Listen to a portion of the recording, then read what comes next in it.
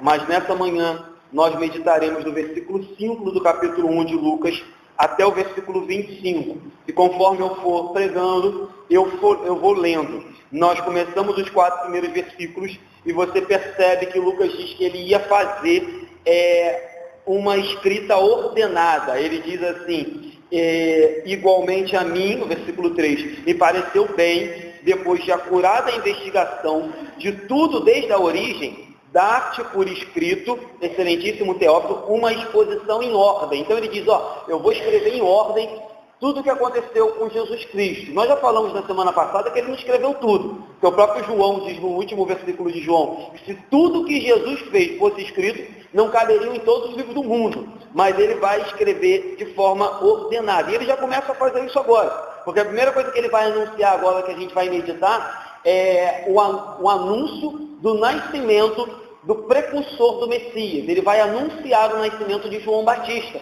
coisa que os outros evangelistas ou os outros evangelhos não perdem muito tempo. Os outros evangelhos já dão João como o nascido, como grande, João como profeta, como o último dos profetas. Lucas não, Lucas vai nos lembrar que não foi um nascimento comum como outro qualquer, e a gente vai avaliar isso nessa manhã. Vamos ler, versículo 5 ao 7, para começar nessa manhã. Diz assim: nos dias de Herodes, rei da Judéia, houve um sacerdote chamado Zacarias, do turno de Abias. Sua mulher era das filhas de Arão e se chamava Isabel. Ambos eram justos diante de Deus, vivendo irrepreensivelmente em todos os preceitos e mandamentos do Senhor. E não tinham filhos, porque Isabel era estéril, sendo eles avançados em dias. Vamos parar aqui. Queridos, Lucas começa a nos relatar o nascimento de João Batista. E antes mesmo dele falar do nascimento de João Batista, ele nos chama a atenção para a família que seria responsável por trazer a este mundo João Batista, o maior de todos os profetas segundo Jesus. Mas antes mesmo de falar do pai e da mãe de João Batista, Lucas começa o texto dizendo assim, nos dias de Herodes.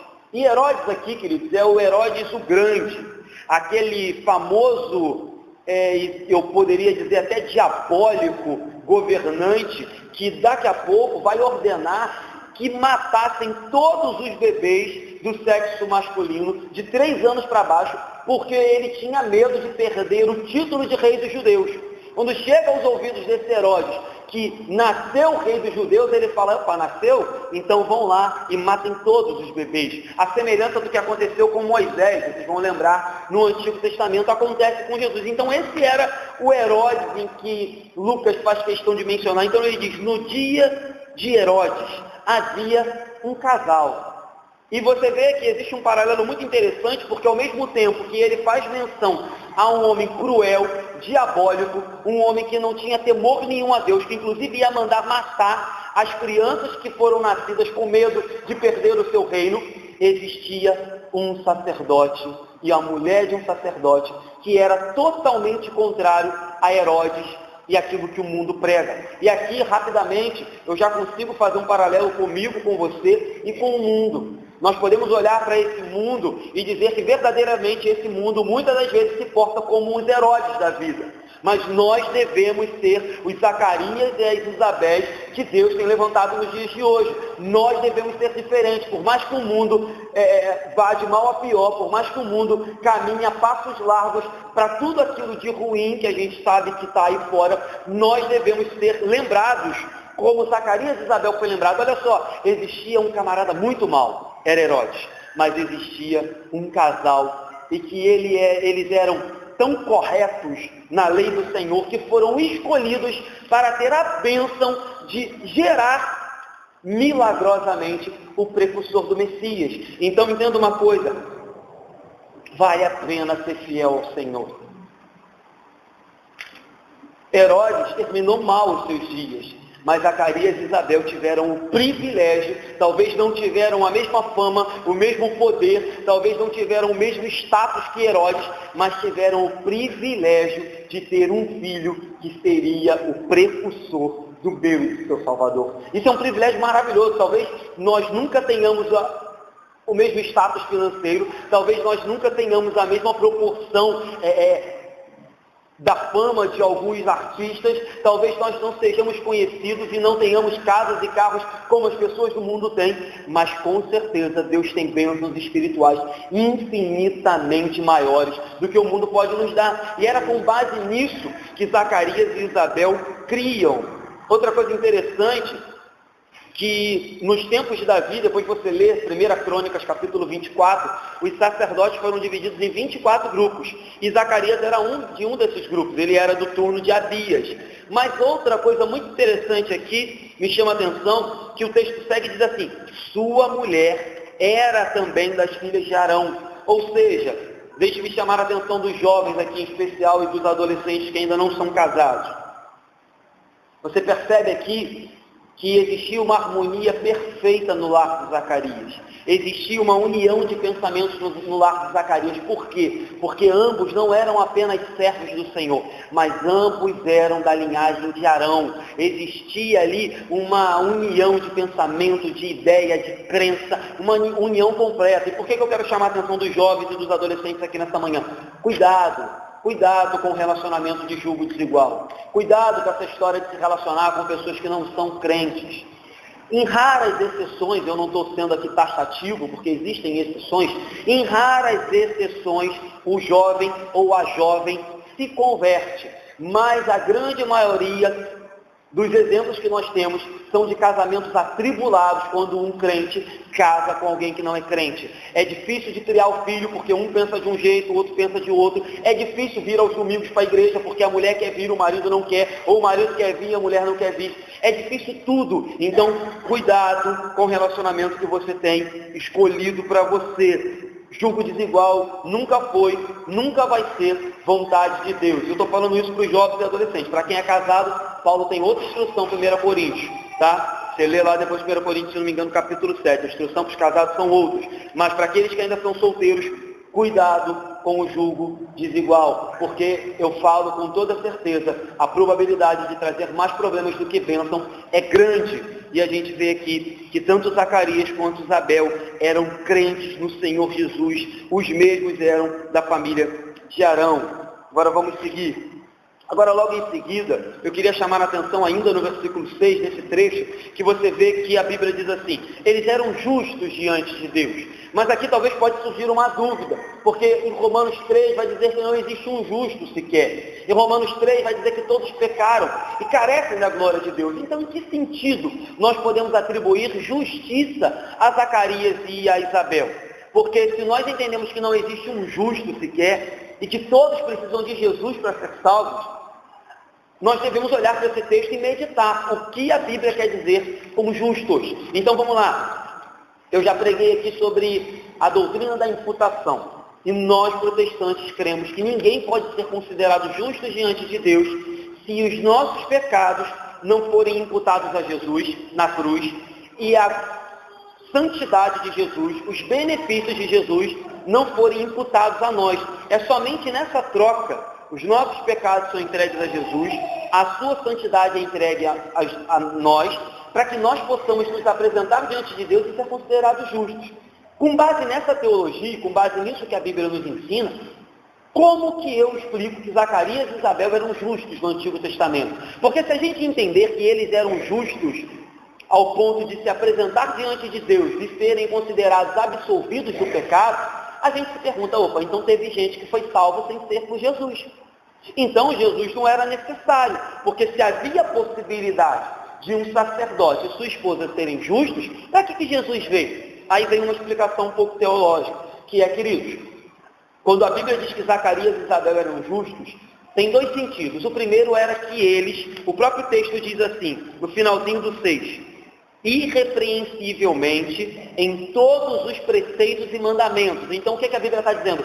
Eles obedeciam fielmente a lei do Senhor, fielmente os mandamentos do Senhor. Mas tem uma outra justiça que era atribuída inclusive ao Antigo Testamento, que muitos não sabem, e deixe-me te avisar nessa manhã, ninguém no Antigo Testamento foi salvo porque cumpriu os mandamentos. Entenda isso. A Bíblia diz que aqueles que pecam ou que erram em um mandamento que seja, a Bíblia diz isso em Tiago, pecam contra todos os mandamentos. Então eu falava isso essa semana para a diaconisa Andréia aqui na igreja. As pessoas do Antigo Testamento, eles foram salvos pela fé. Zacarias e Isabel são considerados justos aqui pela fé. Mas em que fé, Anderson? Fé nas promessas de um Messias que haveria de vir. Então eles eram salvos olhando para frente. Eles eram salvos porque eles tinham o Antigo Testamento, liam o Antigo Testamento e lembravam da promessa feita a Abraão, que eu preguei aqui domingo passado. Em ti serão benditas todas as famílias da terra. Mas em quem? Abraão? Não, no descendente de Abraão, que era o Cristo que haveria de vir. Então as pessoas do Antigo Testamento, como elas foram salvas, Anderson? Olhando para o Messias que haveria de vir, pela fé, crendo na promessa de Deus. Como nós somos salvos hoje, Anderson? Crendo na mesma promessa. A diferença é que a promessa já se cumpriu. Enquanto as pessoas do Antigo Testamento olhavam para uma promessa que viria, nós olhamos para uma promessa que já veio, já se cumpriu, nasceu, sofreu, morreu e ao terceiro dia ressuscitou para mim e para a sua glória, para que nós fôssemos salvos dos nossos pecados. Esse é o plano, ou essa o projeto, esse é o meio de salvação que Deus tem desde o Antigo Testamento. Crença no seu Filho Jesus. Eles olhavam para o Jesus que viria, nós olhamos para o Jesus que já veio, e ambos somos salvos pela mesma fé no Filho de Deus. Então cuidado, quando você olhar aqui, que Isabel e Zacarias eram justos por quê? Obedeciam à lei do Senhor, mas criam na promessa. Tanto criam que eles vão ser o cumprimento de um pedaço dessa promessa. Eles vão ser o casal que vai trazer à luz o precursor do Jesus Cristo, João Batista. Ainda no versículo 7, eu quero chamar a atenção, porque o texto diz assim: eles não tinham filhos, mas eles não tinham filhos por dois motivos. Primeiro, porque Isabel era estéril. Isso era terrível para uma mulher naquela época. A gente ainda está vivendo aqui, a gente ainda está falando num contexto de Antigo Testamento. A gente lê como se fosse um Novo Testamento, porque a gente está lendo no Evangelho de Mateus, daqui a pouco ele vai anunciar o Messias. Mas até Jesus ser assunto aos céus e a igreja ser inaugurada, o contexto é Antigo Testamento. E no Antigo Testamento, uma mulher ser estéril era terrível, era vergonhoso, era o maior do castigo que você poderia dar a uma mulher, era ser estéril. Hoje, talvez as mulheres tenham terror em não ter o padrão de beleza da sociedade, não ter talvez uma condição financeira muito boa, talvez não ter um casamento belo, mas para aquelas mulheres o maior problema era não ter filhos. E você vai lembrar de Ana, do Antigo Testamento, você vai lembrar da própria Maria, mãe de Jesus, que mesmo não sendo casada, vai conceber um filho. Nós vamos falar disso mais tarde, de forma miraculosa. Você vai lembrar que todos os patriarcas, Abraão, Isaac e Jacó, tiveram problemas, suas esposas tiveram problemas de esterilidade. E Deus sempre fazendo o milagre nessas circunstâncias. Eu paro e lembro com essas circunstâncias, é que assim, a incapacidade dos homens, a esterilidade dos homens, seja lá no ramo que for, naquilo que nós somos estéreis, naquilo que nós não conseguimos produzir, é uma oportunidade para que Deus faça milagres. Talvez a nossa dificuldade de ter filhos, talvez a nossa dificuldade de falar, talvez a nossa dificuldade de conseguir um bom emprego, talvez a nossa dificuldade de conseguir, enfim, tantas coisas na nossa vida, aonde nós olhamos para nós mesmos e falamos: nós somos incapazes, eu não consigo. É uma oportunidade de Deus mostrar: mas eu faço milagres, mas eu faço a estéril ter filho, eu faço o morto ressuscitar, eu faço o cego enxergar, eu faço o paralítico andar. Então entenda uma coisa: as suas incapacidades, as suas falhas, as suas limitações são oportunidades para Deus operar e mostrar que Ele é Deus. Que você é falho mesmo, que você é limitado mesmo, que você tem pecados e defeitos e continuará tendo, mas que Ele é poderoso para fazer infinitamente mais do que nós pensamos. Esse é o aprendizado que nós tiramos daqui. E mais, ela não era apenas estéril. O texto diz, sendo eles avançados em dias. Além de estéril, eles eram velhos, eram idosos. Então aqui o problema era duplo. Isabel era estéril e eles eram idosos. Mas o texto segue e vamos ler novamente agora a Bíblia do 8 ao 10. Diz assim, ora, aconteceu que, exercendo ele diante de Deus o sacerdócio na ordem do seu turno, coube-lhe por sorte, segundo o costume sacerdotal, entrar no santuário do Senhor para queimar o incenso. E durante esse tempo, toda a multidão do templo permanecia da parte de fora, orando. Vamos parar aqui, depois eu leio o restante. É muito interessante que os comentaristas bíblicos que eu lia para pregar nessa manhã, todos eles eram unânimes em dizer que a queima do incenso era a parte mais solene desse culto.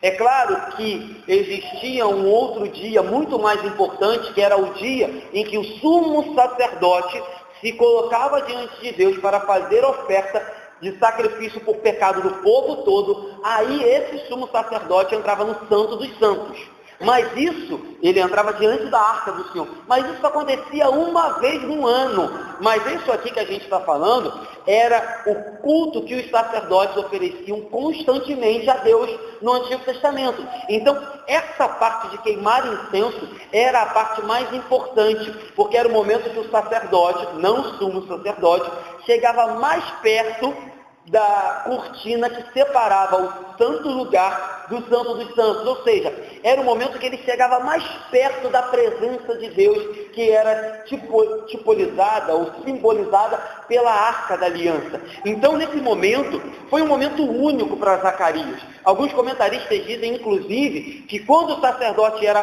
sorteado, queridos, entre aspas, porque a gente sabe que a mão de Deus está conduzindo tudo isso, a providência de Deus está conduzindo todos esses acontecimentos. Foi Deus que escolheu Zacarias e Isabel, como Deus escolheu Maria e José. Deus está conduzindo a história da humanidade para que o Messias viesse a nascer daqui a alguns versículos, mas pela sorte acontece de ser o dia de Zacarias. E de forma sobrenatural, algo vai acontecer que vai nos chamar a atenção. Mas entenda isso, era o momento mais importante da vida de um sacerdote.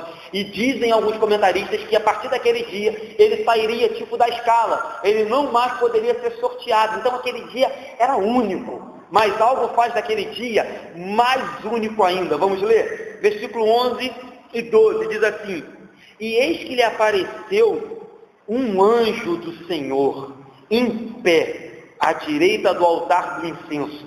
Vendo-o, Zacarias turbou-se e apoderou-se dele o temor. Vamos parar aqui. Pense comigo. Você está lá orando a Deus, no seu quarto, e apesar de ser bastante tradicional, eu não vou limitar a Deus e dizer que isso não possa acontecer novamente. Mas suponhamos que isso aconteça. Provavelmente o seu sentimento vai ser parecidíssimo com o de Zacarias. Ele temeu. O texto diz no finalzinho do versículo 12 que ele ficou apoderado de temor. Queridos, imagine um anjo em pé ao seu lado, diante de você. Já deveria ser um momento, por exemplo, eu até hoje, antes de pregar, me sinto um pouco temeroso, um pouco de tremor. Acredito que todos que sobem a esse altar para dirigir culto, para pregar, também ficam com temor. Aí você imagina o sumo sacerdote que tinha a possibilidade de uma vez na vida oferecer incenso. Você deveria estar com as pernas bambas. Quando ele começa a queimar o incenso, quando ele olha para o lado tem um anjo. Ele deve ter morrido de medo, isso é muito comum. Mas deixe-me falar sobre os anjos. Eu não vou aqui agora dar uma aula sobre os anjos, a gente até pode separar um domingo de escola dominical para falar sobre isso, mas deixe-me falar sobre os anjos nesse contexto, e o Evangelho de Lucas vai falar muito sobre os anjos. Ele vai falar que os anjos anunciaram o nascimento de João, os anjos anunciaram o nascimento do Messias, os anjos glorificaram o nascimento de Jesus. Hebreus, capítulo 1, versículo 14, vai dizer o seguinte acerca dos anjos. Hebreus 1,14. Não são todos eles os anjos, espíritos ministradores enviados para serviço a favor dos que hão de herdar a salvação. Então olha o que Hebreus está dizendo. Eles são espíritos ministradores enviados da parte de Deus para servir a Deus a favor dos que hão de herdar a salvação. Então outras passagens bíblicas vão dizer que os anjos são nossos co-servos. O que é co-servo, queridos? Ele não é servo nosso, ele é servo juntamente comigo e com você. Nós somos servos de Deus, eles também são servos de Deus. Agora, outra coisa interessante é que você percebe que os anjos são inferiores a Jesus, porque eles anunciam a vida de Jesus, eles glorificam a vinda de Jesus, eles vão anunciar a segunda vinda de Jesus no Apocalipse. Mas eu quero de forma breve dizer que toda a Bíblia, ao meu ver, e de novo nós estudaremos isso mais a fundo numa escola dominical, não nos dão margem, não nos dão amparo para fazer ou para criar um monte de doutrina absurda que nós vemos por aí afora acerca dos anjos. Tem galera que faz um catálogo dos anjos.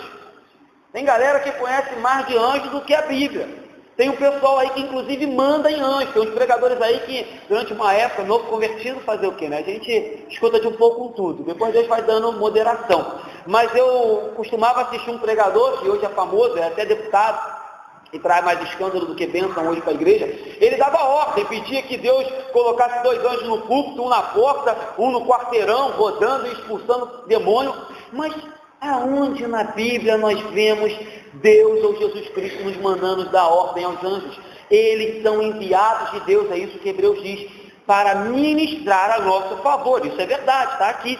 Mas eles são servos de quem? Meu e seu? Não, eles são servos de Deus, obedecem aos mandamentos de Deus. Então cuidado com essas doutrinas que inventam um monte de coisa acerca de anjos que não são e que não têm amparo bíblico e teológico, mas eles existem, eles são poderosos, eles têm poder para fazer maravilhas, milagres. No Antigo Testamento eles aparecem constantemente de forma milagrosa, fazem coisas sobrenaturais, mas cuidado, no Novo Testamento, nós vamos estudar o Novo Testamento, a aparição dos anjos sempre é com ordem de Deus e com bastante cautela. Vamos seguir porque o tempo é curto. Agora, um último comentário acerca dos anjos. Pense comigo, se diante de um anjo bom da parte de Deus, que veio trazer uma boa notícia, Zacarias tremeu, imagine como será naquele grande dia, quando os anjos se colocarem de pé para encerrar em trevas aqueles que não creem em Jesus Cristo. Se diante de anjos que vieram trazer boas novas, o ser humano tremeu diante deles, será triste aquele grande dia, quando os anjos vierem também para separar joio para cá, trigo para cá, ovelhas para cá, bodes para lá. Vai ser triste. Mas vamos lá, quero ler agora do 13 ao 17. Diz assim: disse-lhe, porém, um anjo. Aí o anjo vai dizer a Zacarias, ele se colocou de pé, e agora ele vai dizer o que ele veio fazer. Zacarias,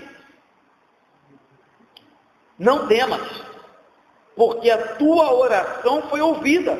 Isabel, tua mulher, te dará à luz um filho, a quem darás o nome de João. Em ti haverá prazer e alegria, e muitos se regozijarão com o seu nascimento, pois ele será grande diante do Senhor, não beberá vinho nem bebida forte, e será cheio do Espírito Santo, já do ventre materno, e converterá muitos dos filhos de Israel ao Senhor seu Deus, e irá diante do Senhor no espírito e poder de Elias, para converter o coração dos pais aos filhos, converter os desobedientes à prudência dos justos, e habilitar para o Senhor um povo preparado. Vamos parar aqui.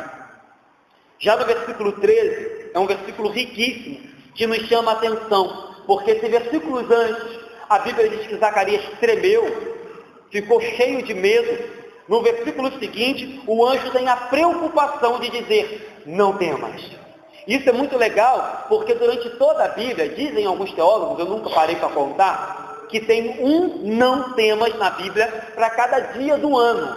Dizem os teólogos que existem 365 não temas na Bíblia. Eu não sei se verdadeiramente tem, nunca contei, mas eu sei que aqui, diante de um temor do servo de Deus, Deus tem a preocupação de dizer, não temas. E é reconfortante saber que todas as vezes que nós tememos, todas as vezes que nós estamos atribulados, que todas as vezes que nós estamos angustiados, que todas as vezes que estamos passando por dificuldades, Deus sempre tem, como dizem os teólogos, um não temas para dizer para a gente. Deus sempre tem uma palavra de não temas, independente da circunstância que estamos passando. Então, Deus é o Deus que conforta, que consola, que nos ajuda e que, se possível for, se tivermos caído, nos carrega no colo. Entenda uma coisa, quando as 99 ovelhas estão no aprisco e uma se perde, Jesus coloca no ombro, diz que o bom pastor pega ela. Já viu como é que o pastor carrega a ovelha? Quando ela empaca, ele joga no ombro, ele carrega. Então, se a gente empacar um dia, se a gente tropeçar um dia como uma ovelha burra e desviada, se possível for, Jesus vai pegar e vai jogar no ombro e vai trazer, queridos. Então nós temos um Deus que consola, que cuida, que se importa, que diz não temas, mas que, se preciso for, vai nos pegar no colo e vai nos levar de volta para onde nós nunca deveríamos ter saído. Amém? Essa é a primeira coisa que me chama a atenção. Segunda coisa que me chama a atenção é que o anjo diz assim, tua oração foi ouvida. E você consegue imaginar quantos e quantos anos esse sacerdote orou? Provavelmente ele já deveria até orar, mas provavelmente a sua esperança já deveria até ter morrido. A sua expectativa daquilo se cumprir já deveria até ter se ido embora, porque ele já era velho. Mas aí você pense comigo, quantos conflitos talvez Zacarias passou. Ele era sacerdote. Lucas dá testemunho e diz que ele era justo, irrepreensível nos mandamentos. Sua mulher também. E eles oravam e a resposta não vinha. Nós aprendemos com isso, queridos, que a demora de Deus em responder às nossas orações não é um não. A demora de Deus em responder a minha e a sua oração não é sentido de que Deus talvez está chateado conosco, ou que talvez Deus já tenha dado um não. A demora de Deus em responder a nossa oração pode ser que o tempo dele não é o nosso tempo. Existem algumas igrejas que vão pregar o absurdo de que se Deus não responde a sua oração, até porque é fácil, né? Eles pregam uma mentira, dizem que se você der isso, der aquilo, se você ofertar isso, ofertar aquilo, Deus vai te dar, ou que Deus vai fazer, vai acontecer, e quando Deus não faz, ele diz assim, é porque a sua fé é pouca, ou porque talvez você esteja em pecado. Se houvesse naquela época, suponhamos que houvessem esses teólogos na época de Zacarias, alguns teólogos deveriam falar para Zacarias, Zacarias, você está orando um tempão é para ter um filho. Você não deve ter porque ou tua fé é pequena, ou porque tu está em pecado. Já olhou lá se tua mulher não está em pecado? Já olhou lá para você não tem nada lá para vocês consertarem? E a Bíblia diz que eles eram irrepreensíveis e viviam já velhos, sem filho. Mas e aí, queridos? Eu tenho orado por algumas coisas, acredito que você também tem orado por muitas coisas, nas quais Deus não tem respondido por anos. Mas talvez algumas coisas Deus responde logo assim que entramos pela igreja. Outras, como Zacarias e Isabel, Deus só vai responder, talvez, quem sabe, na nossa velhice. E se Ele quiser responder, queridos. Mas entenda, isso não é um sinal de que Deus não se agrada da gente. Ou isso não é um sinal de que Deus não tem ouvido as nossas orações. Pode ter certeza que Ele ouve todas. Mas, contudo, entretanto, todavia, se arrependa antes. Que a Bíblia diz que os nossos pecados fazem separação de nós e Deus. Então cuidado, também não se apresente diante de Deus de qualquer jeito para oferecer orações a Ele, que Ele não vai aceitar de qualquer jeito. Se arrependa, se quebrante e depois apresente suas orações a Ele, que Ele promete a te dizer não temas. Amém? Outra coisa interessante é que, quebrando todos os paradigmas e todas as expectativas, Ele diz, a tua mulher dará um filho. A estéril vai dar um filho. Aquela que muitos zombam, menosprezam, aquelas que talvez muitos deveriam dizer, Zacarias, sua mulher deve estar em pecado, por isso que ela não engravida. Ela dará à luz a um filho. E Deus é tão maravilhoso que Ele diz assim, não vai ser, Ele não diz só vai dar à luz, Ele diz, vai ser homem e o nome vai ser João. Ele diz que vai conceber, que vai ser do sexo masculino, ainda diz o nome. Só faltou dar a data, a hora, o dia e o hospital que iria nascer. Mas Deus dá o milagre por completo. E é muito interessante que o anjo continua e diz assim, e mais, o seu coração, Zacarias, vai se encher de alegria, porque esse menino vai fazer com que muitos venham ao Senhor. Esse menino vai ser aquele que vai abrir o caminho para que o Jesus venha logo em seguida e salve um povo separado, como diz no finalzinho, para que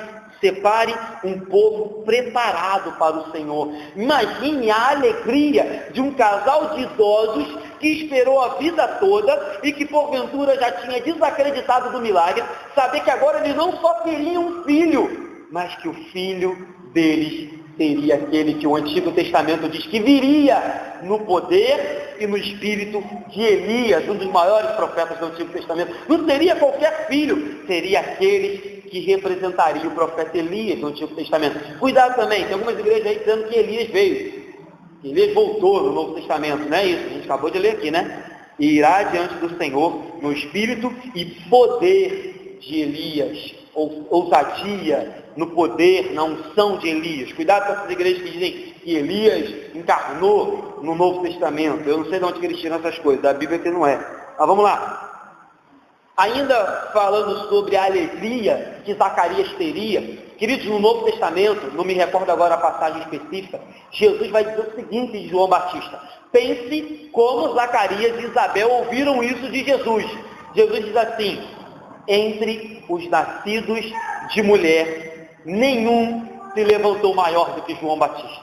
Jesus diz isso. E sabe o que Jesus diz de João Batista? Ele diz assim, na verdade, João Batista não fez nenhum milagre, Jesus fala dele, mas tudo quanto ele falou se cumpriu.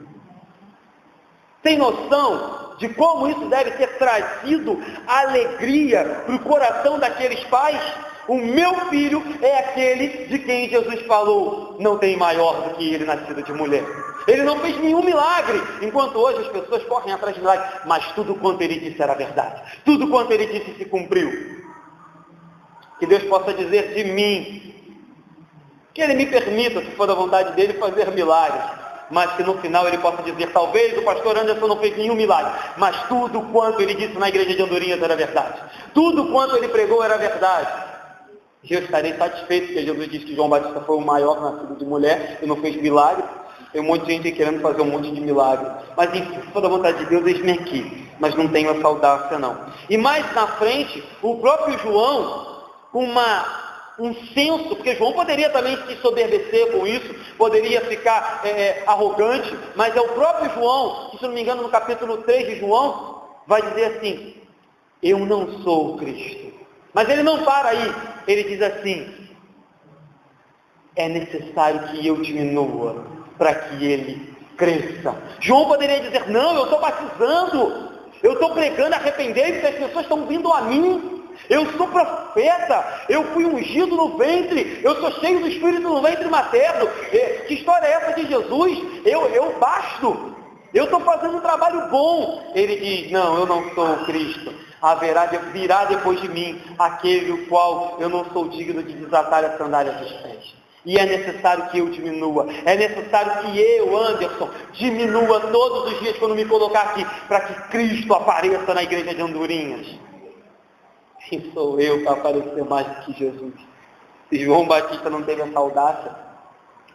Deixe-me falar agora para os pais, em especial para as mães, nessa noite, nessa manhã, que a gente está parabenizando as mães pelo Dia Internacional das Mulheres.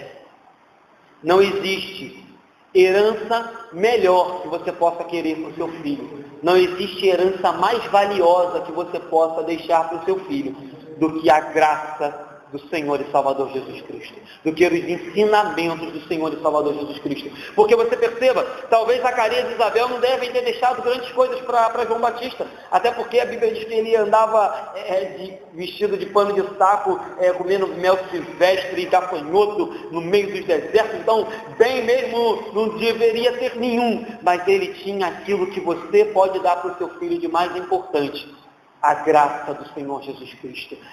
A palavra de Deus. E o quanto Tem sido lamentável ver famílias que investem na melhor faculdade, no melhor plano de saúde, na melhor educação, na melhor profissão, na melhor roupa, em tudo de melhor para o seu filho, mas não investem na palavra de Deus. Não trazem os seus filhos para a escola dominical, não trazem os seus filhos para a igreja, não têm audácia, coragem, autoridade para colocar os seus filhos e ensinar a palavra de Deus para eles. Serão ótimos profissionais, serão pessoas de ótima saúde, de ótimo intelectual, mas pobres na presença do Senhor.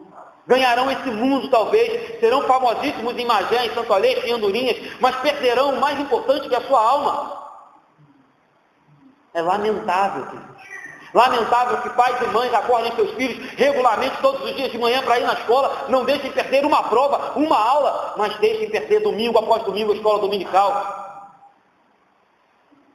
Dão mais valor a um professor de escola do que o Senhor que pode salvar a vida dos seus filhos. É lamentável, mas Zacarias e Isabel sabiam o que eles queriam para o filho deles. Pense nisso.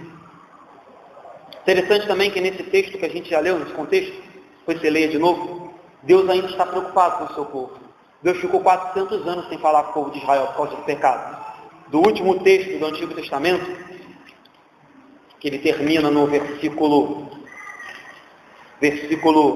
6 do capítulo 4 de Malaquias, até João Batista começar aqui, até o anjo aparecer e começar a fazer esse trabalho aqui, 400 anos Deus ficou em silêncio por causa do pecado de Israel. Mas ainda assim no 16, o anjo diz que Deus era o Senhor e converterá muitos dos filhos de Israel ao Senhor, seu Deus. Deus ainda era o Deus de Israel. Mesmo com todos os seus erros e seus pecados, Deus ainda tinha um povo escolhido, e Deus ainda tem um povo escolhido até hoje, a Igreja do Senhor e Salvador Jesus Cristo. Outra coisa interessante, eu já falei um pouco disso, João seria 6 meses mais velho que Jesus, então ele começaria o ministério, ele abriria o caminho para Jesus vir, mas ele também precederia Jesus, como eu já falei aqui, na questão do poder, da autoridade do profeta Elias. Mas isso eu já comentei, não vou perder mais tempo. Vamos ler mais um trecho? Vamos ler do 18 ao 22 e a gente já termina. Então perguntou Zacarias ao anjo: como saberei isto? Pois eu sou velho, e minha mulher avançada em dias. Respondeu-lhe o anjo: eu sou Gabriel, que assento diante de Deus, e fui enviado para falar-te, trazer-te estas boas novas. Todavia ficarás mudo, e não poderás falar até o dia em que estas coisas venham a realizar, porquanto não acreditastes nas minhas palavras, as quais a seu tempo se cumprirão. O povo estava esperando a Zacarias e admirava-se de que tanto se demorasse no santuário. Mas, saindo eles, não lhes podia falar, e então entenderam que tiveram uma visão no santuário. Expressava-se por acenos e permanecia mudo. Sucedeu que, terminados os dias de seu ministério, voltou para casa. Vamos parar aqui. É impressionante a resposta de Zacarias. A gente entende que Zacarias, nesse momento, o que ele quis dizer foi: eu não creio em ti, porque eu sou velho, minha mulher é velha, e ela não é só velha, mas ela é estéril, então eu não creio no Senhor. Nós entendemos isso porque logo em seguida o anjo interpreta a fala de Zacarias, porque poderia ser uma simples pergunta, porque nós vamos estudar mais na frente, nós vamos pregar, Maria também vai fazer uma pergunta ao anjo. E Maria não é tida como descrente, mas o texto diz que Zacarias é considerado descrente. Zacarias peca. Aí, você lembra do que eu falei no começo da pregação. Zacarias não pode ser considerado justo no sentido de ser perfeito, de ser impecável, ou não ser pecador, porque ele acaba de cometer um pecado em seguida, depois do anjo fazer a promessa. Tanto é pecado que o anjo diz: vai ficar mudo, vai deixar de ser bobo, vai deixar de ser incrédulo, vai ficar sem falar, para ver como é que eu sou de verdade. Então você percebe que Zacarias peca. como todos nós pecamos. Mas quando o texto diz que ele era justo, justo porque cria na promessa do Messias. Mas a maioria dos teólogos dizem que por ser Zacarias um sacerdote e conhecer e viver de forma irrepreensível nos mandamentos, Zacarias deveria ser lembrado, como eu falei aqui no início, de tantos nascimentos miraculosos que Deus só fez no Antigo Testamento, como com Isaac, foi miraculoso, como com Sansão, como com Samuel. Então Zacarias deveria trazer à memória aquilo que Deus já havia feito no Antigo Testamento e crer na promessa. Mas não foi isso que ele fez. E você lembra que o pecado da incredulidade, talvez tenha sido por isso que Deus foi tão duro com Zacarias. Ele começou lá no Éden. Lá no Éden. Talvez seja um dos pecados que Deus mais castiga. Porque lá no Éden, quando Deus diz para Adão e Eva, não coma do fruto, senão morrerás, o que acontece, nada mais é, claro, foi uma desobediência, vários pecados aconteceram. Mas o que acontece primeiramente é uma incredulidade. Porque a serpente chega para Eva e diz assim, será que foi isso mesmo que Deus falou? Será que é esse negócio mesmo? Será que ele não quer só limitar vocês de terem um conhecimento maior? Aí o que acontece? Eva comete o pecado da incredulidade, desacredita na palavra que Deus tinha dado momentos antes e dá ouvidos à serpente. Eva vai lá e come do fruto, ainda de lambuja, dá para Adão, que de bobeira come. Não sei onde é que ele estava, enquanto Eva estava conversando com a serpente. Já está dormindo, jogando bola ele não estava, porque joga bola sozinho? Não estava. Soltando pipa não estava. O que Adão estava fazendo enquanto ela estava falando com a serpente? Já está dormindo. Enfim, mas vamos lá. O pecado da incredulidade vem desde o Éden. Cuidado com o pecado da incredulidade. Cuidado. Quinta-feira, de forma breve, nós falamos rapidamente sobre isso aqui, que a Andréia comentou, que existem dois extremos hoje na igreja brasileira. Existem os extremos dos tradicionais, que se tornam quase incrédulos no poder de Deus, de tão tradicionais, não creem no poder de Deus, nas manifestações no milagre de Deus, mas existem também um outro grupo que de tão,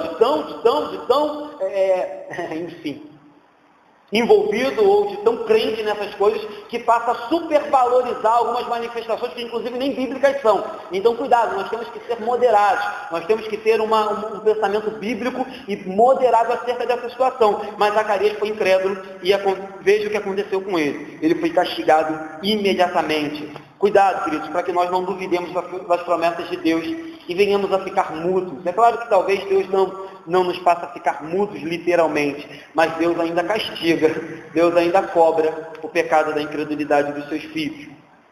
A resposta de Zacarias foi assim, eu sou velho. Zacarias olhou para ele e disse, eu sou velho.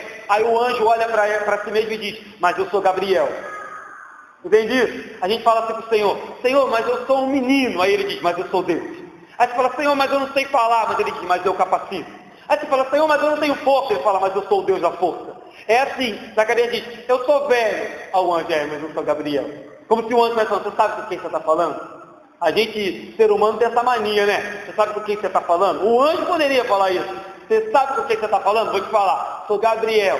Aquele que 490 anos atrás veio, tu deveria saber, porque tu leu o Antigo Testamento, Zacarias, falou com Daniel, e Daniel creu. Eu sou Gabriel. É muito interessante que enquanto um era cético, Zacarias se mostrou cético, o outro tinha certeza, eu sou um anjo enviado de Deus. Enquanto um tinha dúvida, o outro tinha convicção, vai acontecer. Tanto que no finalzinho ele diz assim, você vai ficar mudo até que se cumpra o que eu disse. Ele tinha certeza, o anjo não duvidou em momento algum. Zacarias, assim como nós, tremeu e duvidou. Mas o anjo diz, você é falho. Eu sou o anjo, e eu ouvi direto do trono de Deus que eu estou trazendo aqui, e eu digo que é certeza. Note, porém, que a justiça de Deus, a mão de castigo de Deus, sempre vem temperada com amor, porque diz, você vai ficar mudo, até que as coisas se cumpram, até que o filho nasça, até que João Batista verdadeiramente nasce. Aí você vai voltar a falar. Então, o castigo de Deus sempre é um castigo que traz aprendizado, que sempre nos corrige, nunca é um castigo tirano, só para castigar. O castigo de Deus sempre tem um propósito, e é isso que Deus fez com Zacarias. Sempre é um castigo temperado com amor, sempre é uma exortação temperada com conforto, mas não se engane, Deus castiga e Deus exorta. Seguindo, Estou quase terminando. Você vê que o povo estava ansioso, porque Zacarias demorou. E não era comum Zacarias ou nenhum outro sacerdote demorar tanto, porque eles tinham tanto zelo que eles acreditavam que se ficasse muito tempo ali, no santo lugar, eles poderiam ser pegos em pecado. Tipo assim, está querendo ficar muito aqui por soberba. Vou ficar muito aqui, já que eu tive a oportunidade de entrar, vou ficar um tempão. Então, inclusive, esse temor eles tinham, de não ficar mais do que o tempo necessário para fazer o mandamento, para cumprir o mandamento e sair de tão santo que era aquele lugar. Porque nós sabemos, temos passagens bíblicas disso, se não me engano, Nadab e Abiú, que morreram porque foram levar incenso de qualquer jeito na presença de Deus, caíram lá mesmo queimados. Inclusive, quando o sumo sacerdote ia no Santo dos Santos, o pessoal amarrava uma cordinha no pé dele, se ele morresse lá, o pessoal puxava pela corda, porque não tinha como ninguém entrar lá para tirar ele de lá, para você ver como é que o negócio era sinistro. Vamos ler para terminar, queridos, do 23 ao 25, e a gente termina a meditação dessa manhã. Diz assim: sucedeu que, terminados os dias de seu ministério, voltou para casa. Passados esses dias, Isabel, sua mulher, concebeu e ocultou-se por 5 meses, dizendo: assim me fez o Senhor, contemplando-me para anular o meu opróbrio perante os homens. Então o texto termina de forma bem narrativa, de forma bem tranquila. Lucas nos diz que terminou o tempo, que geralmente era um período de aproximadamente uma semana. Alguns dizem que era um tempo um pouco maior. Zacarias volta para casa e a sua mulher concebe, provavelmente dando a entender que a concepção de Isabel aqui não é igual a de Maria. A de Maria foi miraculosa. A de Isabel, Zacarias voltou para casa, teve relações com sua mulher Isabel e ela concebeu. E muito interessante também que diz que Isabel preferiu ficar 5 meses trancadinha em casa, até que talvez a barriga crescesse, para que se mostrar ao povo. A maioria dos teólogos não trazem uma explicação muito detalhada acerca disso, só dizem que talvez seja porque ela já deveria ter sofrido muito preconceito por não engravidar, e ela quis esperar aquele momento com ela, com Deus, em casa, em oração, para que depois pudesse se mostrar aos seus vizinhos. Mas o texto termina, queridos, com o cumprimento. É claro que o João Batista não nasceu ainda, mas o texto termina com um duplo milagre. O milagre que uma estéril concebeu e a milagre que um casal de idosos, de um sacerdote que, apesar de ser irrepreensível, não creu na promessa de Deus enviada pelo anjo, tiveram a bênção de conceber ao profeta João Batista. O texto termina com os milagres, e percebe com 2 milagres: uma estéril engravidou e um casal de idosos vai ter, daqui a alguns versículos, o profeta João Batista. E a promessa se cumpre. E você entende mais uma vez que não depende da gente. Eu venho falando isso aqui por vários domingos. Não depende do que nós fazemos, do que nós somos, do nosso currículo de crente. Não depende do nosso posto da igreja, do nosso título na igreja. Depende única e exclusivamente na fidelidade de Deus. O anjo disse: vai acontecer. Zacarias não creu, Isabel era estéril, eles eram velhos, mas aconteceu, porque Deus é fiel para cumprir as suas promessas. Não depende de mim, de você, o que Deus prometeu. Claro, nós temos que ter fé em Jesus, isso é indispensável. Nós temos que nos arrepender dos nossos pecados, mas não depende de mim, de você, o cumprimento das promessas de Deus. Depende do único Deus que é digno de toda a honra, toda a glória e todo o louvor. Aquele que fala e não volta atrás. Aquele que a Bíblia diz que não é homem para que minta, e filho do homem para que se arrependa. As nossas promessas, as minhas e as suas, a minha e a sua vida, dependem exclusivamente dele. Não depende dos meus acertos e dos seus acertos. É claro, de novo, devemos ter uma vida santa, mas creia, as promessas de Deus sempre se cumprirão, porque Ele é fiel para cumprir. Aquele que começou a boa obra é fiel para terminá-la, até aquele grande dia quando Jesus voltar. Amém, queridos? Vamos orar, vamos ter um intervalo, 5 minutos, máximo 10, e eu vou dar início à nossa escola dominical. Amém?